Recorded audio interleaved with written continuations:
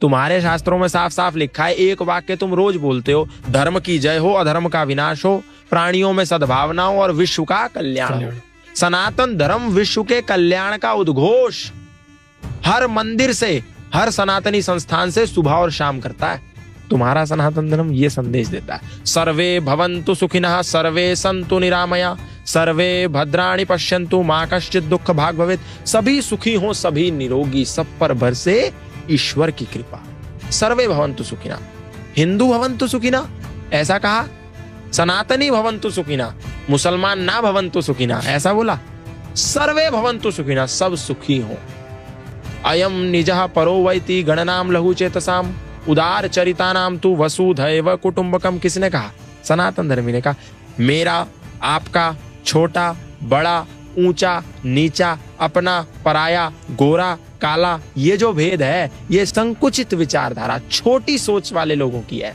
उदार चरित्र वाले तो पूरी वसुंधरा को अपना परिवार मानते हैं। कौन कहता है? सनातन धर्मी कहता है। और क्या कहता है? संगच्छध्वम संवदध्वम संवो मनांसि जानताम, देवा भागम यथा पूर्वे संजानानाम उपासते। संगच्छध्वम, साथ मिलकर के चलो, साथ मिलकर के रहो, एकता में बंधे रहो। पर गौतम भाई, यहाँ पर आपने एकता की बात करी, हाँ। पर यहाँ पर इसी में मेरा एक, मुझे पता मैं बीच में इंटरप्ट कर रहा हूँ, बट आपने जैसे एकता की बात करी, अब राम मंदिर का आयोजन हुआ, राम मंदिर की इनॉग्रेशन हो गई, एकता की बात तो हो गई, बट अब यहाँ पर खबर आ रही है कि मुंबई में मीरा रोड में मुसलमानों ने हिंदुओं पर अटैक कर दिया, मॉब पे अटैक कर दिया, तो यहाँ पर एकता, मैं उसी पे आ रहा हूँ। ये तो सनातन धर्मी कहता है ना पूरी दुनिया को, अभी मुसलमानों पे आ रहा हूँ मैं। ये तो सनातन धर्मी की आइडियोलॉजी है कि हम हिंदू मुस्लिम सिख ईसाई आपस में है भाई भाई। ईश्वर अल्लाह तेरो नाम, ये केवल हिंदू ने गाया गीत, आपको ऐसा कभी मस्जिद से सुनने में नहीं आया। मस्जिद वाले क्या कहते हैं?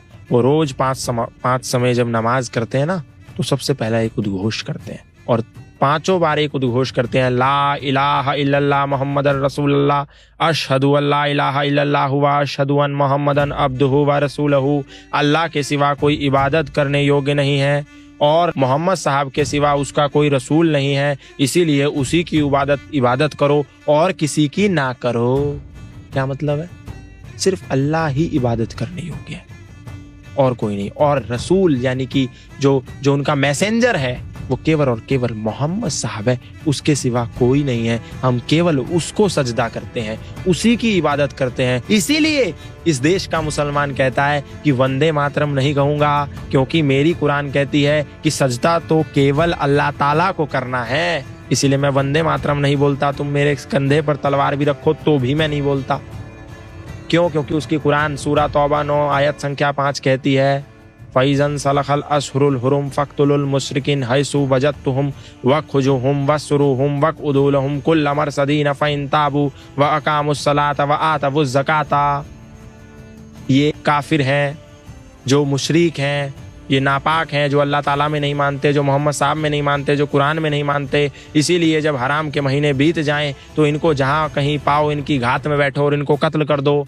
दूसरी एक आयत बोलती है, कातिलुल लज़ीना ला युमिनूना बिल्लाहि वला बिल यौमिल आखिर वला युहर्रिमूना मा हर्रमल्लाहु व रसूलहु वला यदीनूना दीनल हक्की मिनल लज़ीना ऊतुल किताब हत्ता यअतुल ज़िज़यत अन यदिव्यहुम सागिरून। ये भी वही बोलती है। और ऐसी तो 24-25 आयतें हैं जिसको एक कोर्ट ने बैन भी कर रखा है कि ये आयतें समाज में समरसतावादी नहीं हो सकती। अब आप सोचो, जो नौजवान, जो बच्चा जाकर के मदरसे में इन आयतों को पढ़ेगा वो आपको भाई मानेगा? भाई नहीं मानेगा, वो आपको चारा मानेगा और आप भाईचारे की बिन बजाओगे। ऐसे ही ईसा मसीह कहता है, आप बोलते हैं ना जीसस क्राइस्ट तो बहुत अच्छा गॉड है, और मोमबत्तियां लेकर के जाकर के ईसा मसीह के द्वार पर 25 दिसंबर को खड़े हो जाते हैं हमारे हजारों सनातन धर्मी। लेकिन उन्होंने बाइबल नहीं पढ़ी, क्योंकि वो तो गीता ही नहीं पढ़ते, तो बाइबल कहाँ पढ़ेंगे, कुरान कहाँ पढ़ेंगे। बाइबल में ईसा मसीह कहते हैं, do not suppose that I have come to bring peace to the earth, I did not come to bring peace but a sword, I have come to turn a son against his father, mother against her daughter, daughter-in-law against her mother-in-law. Man's enemy will be the member of his own household. नहीं विश्वास होता Bible उठा के देख लो।